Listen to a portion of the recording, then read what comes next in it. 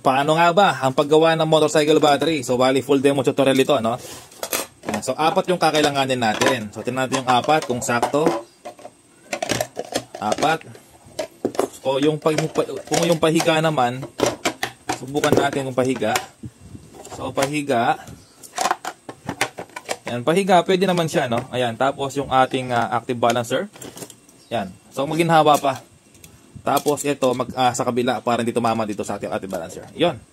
So, siyempre, hindi pa tapos yan. Kailangan natin i-assembly at lagyan ng glue stick. Para nga naman hindi gumalaw. Okay, so pahiga. Pahiga yung gusto ko. Okay, so paano nga ba? So, unang step, kailangan mo sundin yung pagkakahulma. Ayan, yung pagkakahulma niyan, yung hindi siya pantay-pantay para sumakto. Okay, so bago yon, kailangan muna natin i-top balance. No? Kailangan pantay-pantay po yan yung karga ng mga battery. Hindi pwedeng hindi pantay-pantay. So, paano nga ba? Ito, tester mo, syempre. Testerin natin, so kailangan pantay-pantay po yung charge ng battery. So, ito yung kanyang negative. Ito, positive pala sa kabila. Yung positive, ito, yung may papel. Yung negative, yung walang papel. Okay, so kailangan pantay-pantay po yan. Yung tester, tignan nyo. So, meron siyang, okay, tester natin, nagloko-loko na. Yan, wala tayong pambiling branded. Yan, meron siyang 3. Nagloko-loko tester natin, no? Yan, 3.31. 3.31. So, kailangan pantay-pantay po yan. Ayan. So, lahat, 3.31. Kapag hindi pantay-pantay, ay kailangan mo siyang i-parallel lahat. So, ito, no? Ayan. Ganyan po yung parallel. Lahat, pagsamahin mo. Okay? Ganyan po yung parallel. Positive lahat dito, negative lahat dito, tapos i-screw mo. Kahit mga kalating araw, no? Mas okay para pantay-pantay yung charging. So, ito, pantay-pantay naman. Lahat ng in-order ko sa online. Ito. So, bali, 4 lang yung kailanganin natin. Okay? So, ito rin yung mga ilalagay sa mga mahinang solar lights, no? So, bali ito yung ating positive. Tapos, yung negative ito. So, bali, ganyan po yan. Yan po na natawag na series connection. Okay, series connection po tawag dyan. So, kailangan ko muna lagyan ng washer to. May kasamang tornilyo kapag bibili kayo ng 10 piraso sa online, no? So, wala po tayong link. Hanapin nyo lang doon kung saan kayo maka-order ng may free. May free naman kapag umorder ka ng marami. Yan, ganyan lang gagawin nyo lahat.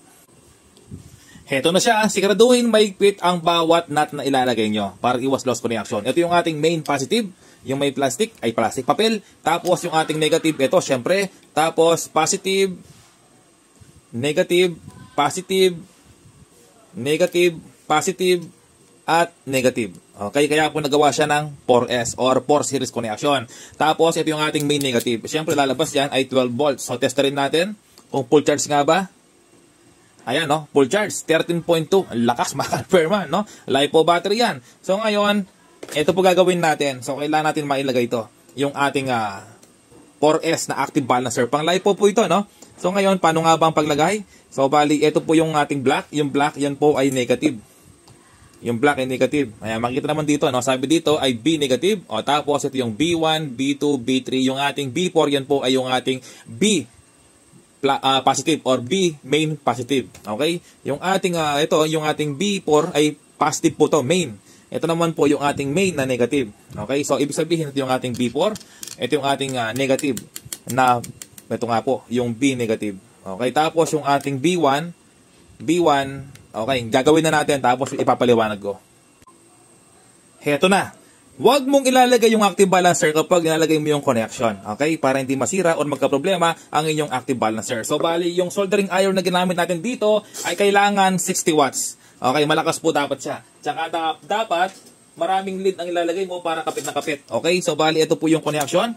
Uulitin ko lang. Nakalagay na po yung tamang polarity. So, bali, ito yung ating negative. Ang negative nakalagay dito. Okay, tapos yung ating positive ay nakalagay na sa ating positive. Kailangan makapal po yung wire na gagamitin ninyo. Okay, mas makapal, mas walang problema. So, bali, kailangan yung wire na ilalagay mo dito ay walang naka-jumper or walang nakaharang. So, halimbawa, itong wire na to, di ba, dyan nakalagay yan yung ating positive. So, kailangan hindi mo siya papadaanan dito. Mali yun. Okay, kailangan lagi nasa labas. Huwag mong ipapagitna. Tapos, ito yung ating negative. Ulitin ko lang, yung ating negative, yung main negative, no? Nakalagay na po dito sa ating negative na battery. Ito na nga po siya, negative. Tapos, yung ating B1 na sinasabi ko kanina, ito po siya, no? So, bali ito yung ating B1, B2, B3, ito po siya. Okay, so bali ito yung ating B1, nakatabi ng ating negative. B1 to. Ito, yung ating B1. B1 ay nagpunta po dito. Okay, ulitin ko lang yung ating B negative. Tapos, yung B1 ay pupunta po dito. Dito, B1. Kasi nga po, ito yung ating negative. O, B1 to. O, ito po siya. Yung wire na yan, walang problema kahit dito, kahit doon. Gitna, mas okay na okay. Ayan po, kapit na kapit yung ating lead, no? So ito po yung ating B1. Okay, tapos yung ating B2, ito naman, yung katabi ng B1. B2, syempre, di ba, ito yung B1 natin. O, napunta naman yung B2 sa kabila. Dito nga po siya. Ayan, B2. Okay, tapos yung ating B3 naman, ito, yung ating B3, ay nagpunta po dito sa kabila naman. Ito, B3. Okay, yung ating B4, ito na, yung ating B4. Ito, yung ating B4, no? Yung ating main positive. So, walang kahirap-hirap. Ngayon, isalpak natin dito. Siguraduhin na umiilaw ang active balancer. Ito po siya, may ilaw po siya, no? Kapag umiilaw, ibig sabihin po, gumagana ng maayos ang inyong active balancer. Tapos, i-glue stick ko yan sa loob para hindi galaw-galaw yung active balancer. So, ganyan po yung pwesto niya, no? Yung hindi tumatama sa kanyang battery. May stand naman yan, may spacer naman.